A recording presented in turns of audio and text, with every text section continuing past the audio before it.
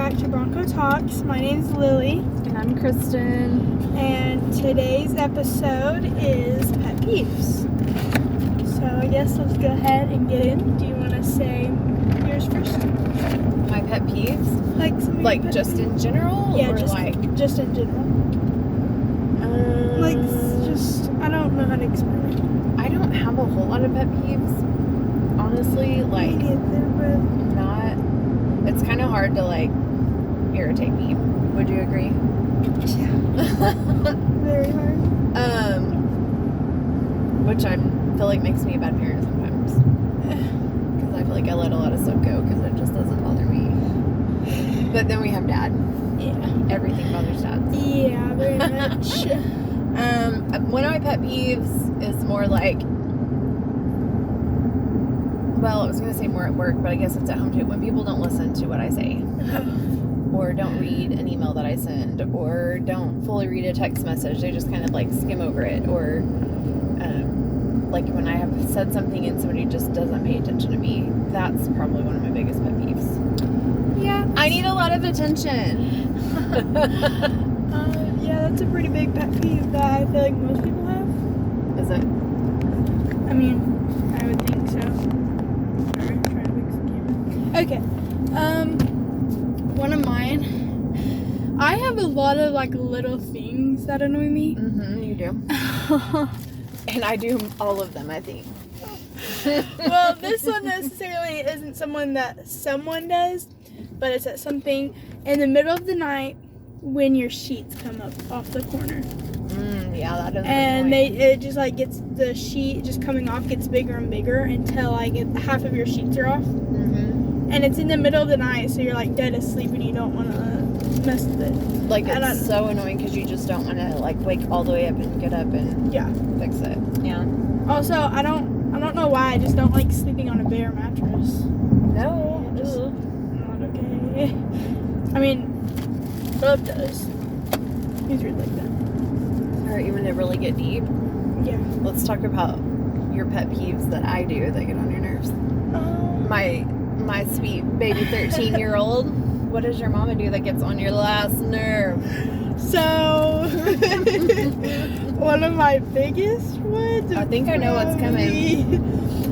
When I'm trying to have a serious conversation and I'm crying or something and you just make a joke. I know.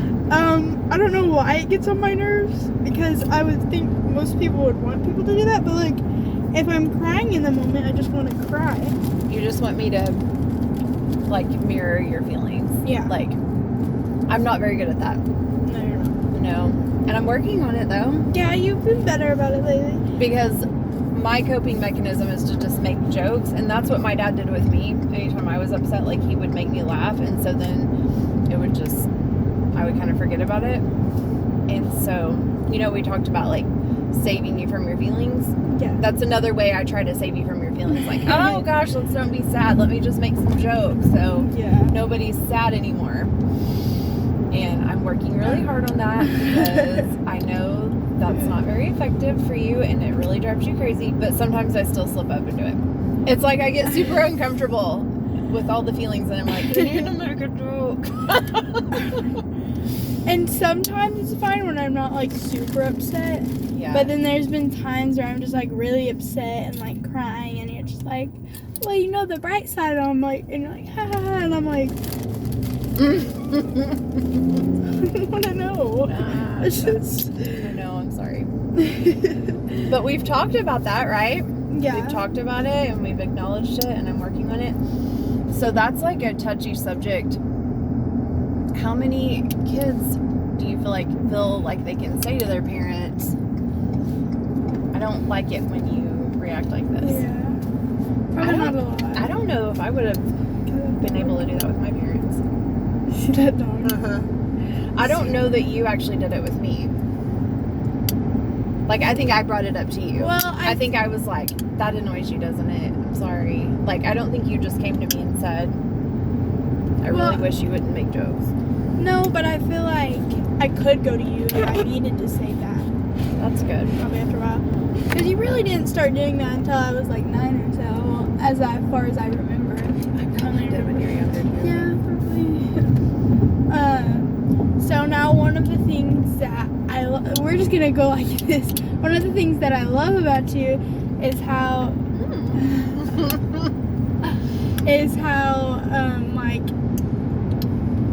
open you are, and I feel like I can talk to you about anything and not get in trouble about it. I mean, there are a few things that, like, if I told you, yeah, I could get in trouble for it, but, like, I feel like there's a lot of things that other parents would find, like, I'm trying to think of an example, but I can't. I'm trying to think of the last thing you, like, I could tell you were hesitant to talk to me about. I don't know, but it's I just feel like I can be really open with you, and like I don't necessarily get in trouble for being open with you. Well, I will say that's been really important to me in my parenting. Like, I have made a conscious effort to try to make sure that you guys feel like you can come to me, and especially like after about 12 years old. I'm not saying like you can't get in trouble for anything after you're 12 years old, but like really your value system is formed between, I'm getting real nerdy here, I'm nerding out on the child development, but your value system's formed between about the ages of 8 and 12, and so by the time you get to be 12, it's a little more like helping guide you versus trying to instill morality and values and all that in you. And so I do feel like it's even more important from like 12, 13 on that we can have open conversations about things versus you feeling like you're going to get in trouble for anything all the time. Like, yeah, there are still things you're going to get in trouble for. I'm not saying that I can come to talk to you about like ditching school or something. You'll be like, oh, it's okay. Like, yeah, but I feel like it's okay. Yeah, but I feel like there are some things that other kids would get in trouble for that I can feel like I can just like talk to you about. You just totally made me feel like I'm a complete success in parenting. Because you are. Okay, so now one of your pet peeves about me.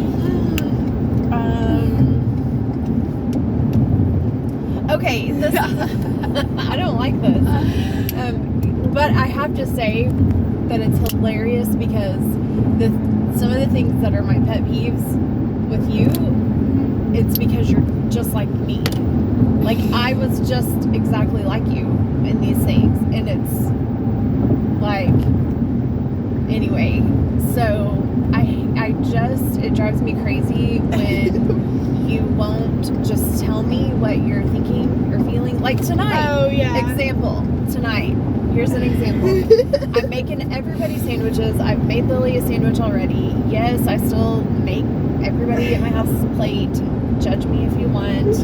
And we just had sandwiches tonight, so I was making everyone sandwiches, and then Lily's sitting there and she was like, do you have any more bread? And I kind of smiled at her and was like, why, do you want another sandwich? And she was like, no, I just wondered if you had any more bread. And I knew you wanted me to make you a sandwich, and I'm fine to make you another sandwich, but you're just like I love it about you because you're so worried about not putting anybody out. Like, didn't want to make me go through all the trouble, but you really wanted me to make you a sandwich. And I wish you would just express your needs and not feel like your needs or wants are way too much. Like, you just sometimes feel like you are taking up way too much space in the world, and your needs are too much for everybody, and you just won't say it. And I just wish you knew, like, you're not too much. Well, I mean, I understand that at a point, but it's also like, you'd already made me a sandwich, and you were making other people sandwiches, so it was like, and also we weren't having the same kind of sandwich you were making me. Yeah. So it just felt like a lot of trouble for you to do that, instead of me just getting up and doing it. Right. So. Well, that's sweet of you. See what I mean? Like, I love that about you, but it also drives me crazy. Because I'm like, Lily, just say it. Just say it. But I was the same way. Like, I would not just say things to my mom. Like, it was hard for me to voice things. So I really had to, like, a lot of times I would write my mom these little notes instead of, like, actually saying things to her. So I did that. I know. That's why I'm like, why does that drive me crazy when I'm the same way, or I was the same way? And I guess that's part of it is like, they always say that, like, the kid that's the most like you is the one that you struggle with the most. Because it's like, I don't want you to be like me. Yeah. Yeah, I guess so. I want you to be better than me. So when I see those traits from me and you that I didn't like about myself, you know, and then I just want to, like, fix it for you. Like, you can just say it. It's okay. Yeah. So, isn't that funny? Yes. I mean, sometimes, like, as I was saying, like, I can come talk to you, but sometimes I feel like it's me being not necessarily shy so much because you're my mom, but, like, just, like, feeling like, what if she, like, says no to me, you know? Yeah. Like that, everyone's like, what's the worst they can do? Say no? And I'm like, yeah, I that's know. the very much That's the worst thing they can do. I get it. I, like, 100% get it. I feel like I you think too like, much. you will come to me about bigger things, but little things like making you a sandwich is like, you'll start to say it and you're like, never mind. And I'm like, what? Just say it. Oh, it's bright outside. So, a thing you love about me? Well, I feel like I told you a thing that I love about you at the same time, but you are, like, very much in tune with other people and their feelings, and concerned with other people and their feelings. You're always worried about everyone else and making sure everyone else is okay.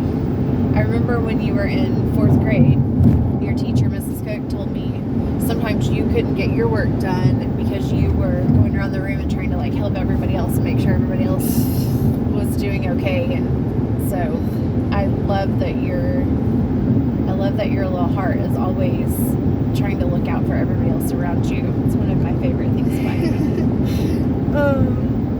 Yeah, I do remember her saying, you can't help anyone else until you're done with your work, okay? And that's hard for you. That's very much hard for me. I don't know why. But now there's nothing to talk about. Well, okay, so let's talk about, so you said a good thing about me. You said that you felt like I was open and that you could come talk to me about things. So, like, if you had a really hard thing going on in your life, or one of your friends had a really hard thing going on that you felt like you couldn't handle on your own, you feel like you could come talk to me, right? So what have I done right, I guess, that we could tell everybody, like, what have I done to create that environment where you feel safe to come talk to me about things? I guess just being like, not necessarily there for me, but just like kind of, I can't, but just like, mainly being like, just saying like, you can trust me and stuff. I know that seems weird, and like everyone says like, you can trust me, but like, as a parent, I feel like that's a big deal, because I feel like most parents would be like, you can trust me, and then after they say it, they're like, oh, no, that's bad. Now you're in trouble. Yeah. But with you, it's like, if you say like, okay, you can trust me, like, I'm not, you probably won't get in trouble, whatever you're about to say to me, then I know that means like, I probably won't get in trouble. I don't know how to explain it. Like, do you think it's like, it's non-judgmental? Like you could say something to me and I'm not getting, like, even if it's something you will get in trouble for, you know what I mean? Like, do you think it's partially because I'm not like judging you? Like, I'm so disappointed. Yeah. I feel like it's like you, like, even if I did get in trouble for it, you're like, we all make mistakes, it's fine. And because we all do, none of us are perfect. Well, and I mean, sometimes you still have to have consequences. Yeah. So I guess that's part of what I'm trying to say is, like, you've had consequences for me, but I've tried not to, like, punish you, so to speak. It's more like discipline you. So I feel like I can give you consequences, but still have empathy, and still, like, I try to think back to when I was your age. Like, how did I feel about things when I was 13 years old? You know? how was life for me when I was in middle school? What were the things that were a big deal to me then? And I don't always get it right. I'm not saying that, but like I try to put myself in your shoes. And so I think that's just something I've practiced, and it partially comes from conscious discipline. Little plug for conscious discipline there, but that was one of the things that I learned all those years ago when I started practicing conscious discipline, was to have empathy, like to respond with empathy. I don't have to, like, even if you did something wrong, I don't have to like yell at you. You know, I had me all week. Like I'm not saying I've never yelled at you. We both know there have been a couple times I've yelled. Well, but I'll say this as an example. So, this was actually this year. I went with one of my friends, and I didn't have my phone that day. And I was going to a basketball game that was after school, and her grandma got us McDonald's, and like we went there. And okay, backtrack a minute. I know, I'm saying I didn't have my phone. No, it wasn't just that you didn't have your phone. That was not the plan originally. You called me at work from school to ask if you could go with her after school. Yeah. And I said, it's fine with me, but let me know for sure if it's okay with her parents, because you guys concocted this plan during the day. Yeah. That's where the first issue came into play. Yeah. Because I don't normally let you stay after school or go with other people after school a whole lot. Yeah. Now you can go. But I remember at the basketball game, when you walked in, I could still remember how mad you were. I wasn't mad when I walked in. Oh, I thought you were. You looked like it. But, I remember, but it was like after the game, I don't even remember what I did. Okay, after the game, me and your dad and Bub are all sitting on the front row, and you walked over to her grandma and walked right in front of us and didn't say a word. Like, did not even look, didn't acknowledge we were sitting there. And then Dad was standing by the door by the time you left the gym, and you walked right past him, didn't acknowledge him, didn't say a word, and then walked out of the building with this person's grandmother who I had never personally met. So I'm just watching my kid walk out of the gym without saying a word to me with this other adult. So, yeah, by the time we left, I was pretty upset. Okay, anyway, but my point of the story here was, she had to leave really quick, and I don't know there was some miscommunication. Yeah. And I think you were just assuming that we were upset with you still. Yeah. And Dad had kind of flown off the handle, because going back to anxiety, I got super stressed out because I hadn't heard from you, and I didn't know for sure where you went after school. And so I had Dad run up to the school when you were supposed to be there to get the bus, and he kind of flew off the handle, because sometimes that happens. But my point was, those times where I've just kind of like lost it, I feel like, now I may be completely delusional, but I feel like there have been pretty few and far between, just because I've tried really hard to, like, with conscious discipline, number one is keeping yourself calm, and number two is having empathy for your child, but I can still give you consequences. Like, I can still ground you without screaming at you. Yeah, but I was saying, without getting off track of the story, the point of the story was, you yelled at me that night in the car. I did. Guilty. I started crying like a normal child would when their parents screamed at you.